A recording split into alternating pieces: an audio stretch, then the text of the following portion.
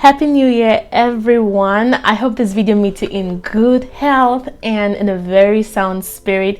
Thank you for stopping by. I really do appreciate it. I am called Lumata, a girl loved and amazingly, wonderfully spoiled by God. I am based in Germany, and this channel deals with topics round about faith and lifestyle. If you're a believer of Jesus Christ, then we belong to the same family, and I've come with an important question, which is, where are you standing, or rather, on which side are you? What do I mean by this? I'm asking you, are you 100% with God?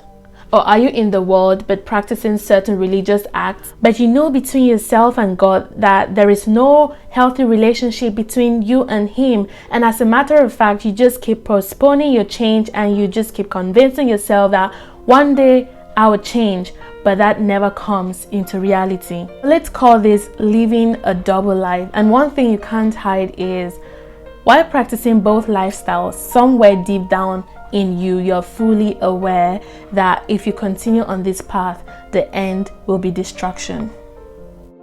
The sad fact about living a double life is that you do not enjoy the benefits and blessings available for the faithful children of God, and at the end of the day, you're even wasting your time, you're playing yourself.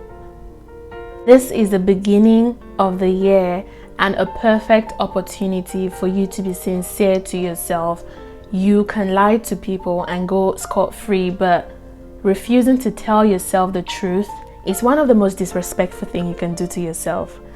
If you miss the times when you were burning in the Lord, where your love for God and the things of God was really at its peak, it was good. Now you're asking yourself, but what happened to me? What happened to my zeal? Why am I not the way I was 6 months back, a year back, maybe 2 years ago? I'm just different. I'm cold. I don't feel the same way. I am not the same person I was spiritually before. If you miss those times where you were burning for the Lord and you notice that something wrong is going on, it's a good sign, because at least you realize that change has to be made, right? So that's a good thing, and you need to start examining yourself in relation to your spiritual life by getting into your life and checking what you feed your mind and your heart with, because it starts from inside, right? It starts from your mind, it starts from your heart. You ask yourself, what is my music choice? What kind of movies do I watch? What kind of series do I watch? What kind of friends do I have? What is my language? Is it contrary to my belief? You can't want to be 100% with God. Like, you really want to grow spiritually. You want the presence of God to be with you, and you're listening constantly to highly immoral music. Another example is, you can't say you want to grow in the Lord and you're constantly watching immoral or highly sexual movies or series. It doesn't work that way. Like, your mind, you've got just one mind. It's either full with something that is taking you away from God or something that is taking you to God. The next thing you might want to look into is your circle of friends. Like, who do you listen to? Who do you walk with? Who are you spending your time with? Because a lot of us think we are strong, this person can't influence me. As a matter of fact, I'm having a stronger character, this or that. Now, unfortunately, I've come to tell you that you aren't that strong. You aren't that tough. We are all that weak. Yes. I'm sorry to say this, but before you know it, you're already influenced. Psalm 1 verse 1 says, "Blessed, fortunate, prosperous, and favored by God is the man who does not walk in the counsel of the wicked, following their advice and example, nor stand in the path of sinners, nor sit down to rest in the seat of scoffers or ridiculers." So we see the progression from just walking. Yeah, you're just like, oh, I'm just walking, I'm just passing by, and later on you're like, okay, this sounds interesting, let me just sit down, and you stand. Later on you sit down, and before you know it, you're already lying down. With people we call friends, their influence is so subtle in a way that you don't really notice it.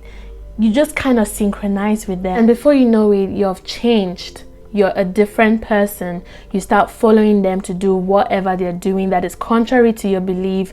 You start diluting your faith. Things you used to see as sin before, you start looking for excuses to give it.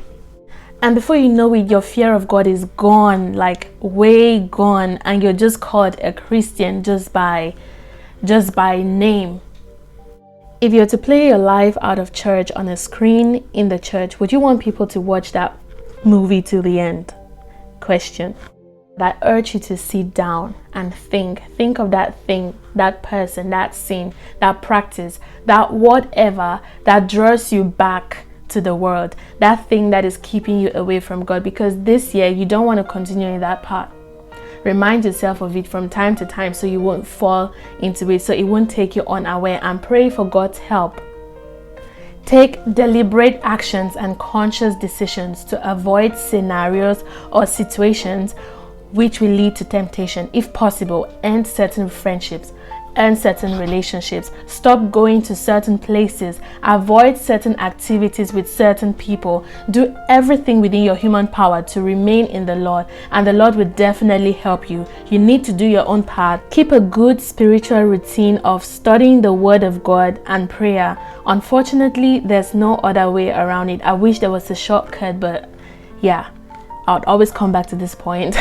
This year, 2021, will be more challenging, guys, than last year. I'm not a pessimist, but I'm a realist. But the good news is, if you make the Lord your dwelling place and your refuge, no evil will befall you, nor any plague come near your tent.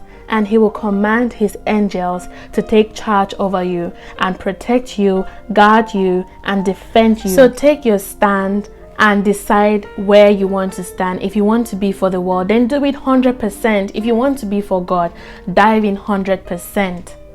There's no need for you showing up here and showing up there. It shows that you aren't mature enough. You don't even know what you want.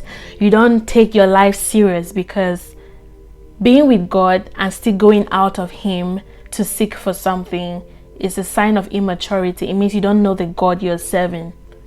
When you make the right decision to serve God 100% with your whole heart and with your life, you would lose friends, you would lose followers on Instagram, Facebook, or any other social media platform, because your content is going to change. The way you think is going to change. What you post is going to change.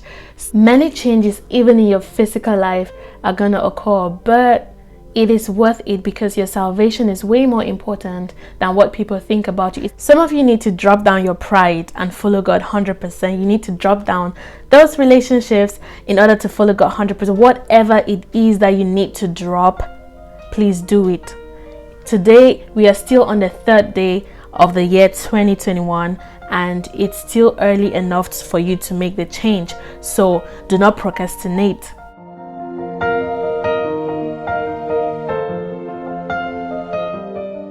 I pray that these words will have an impact in your life. I pray that it would help you to think, to meditate, and to make some changes.